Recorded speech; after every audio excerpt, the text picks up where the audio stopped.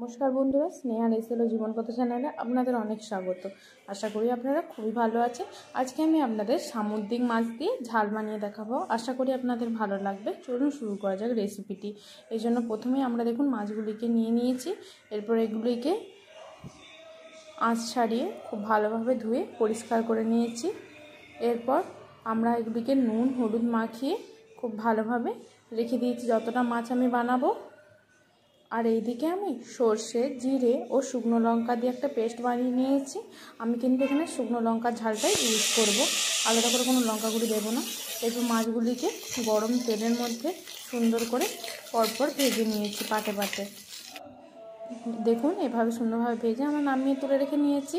এবার ওই তেলের মধ্যে আমরা দিয়েছি জিরে তেজপাতা, তারপর আমরা ওর মধ্যে একে একে দিয়েছি পেঁয়াজগুলিকে যতক্ষণ পর্যন্ত নরম হয় ততক্ষণ পর্যন্ত খুব ভালোভাবে ভেজে নিয়েছি।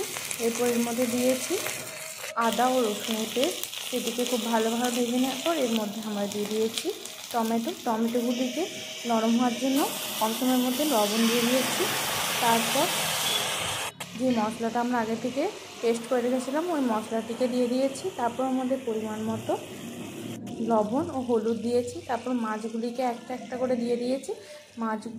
মশলাটা ফুটে ওঠার পরেই, বেশি নাড়লে কিন্তু সর্ষে তেতো হয়ে যেতে পারে, তারপর আমরা ওর মধ্যে ধনেপাতা ছড়িয়ে ব্যাস ফুটিয়ে সুন্দরভাবে নামিয়ে নিয়েছি।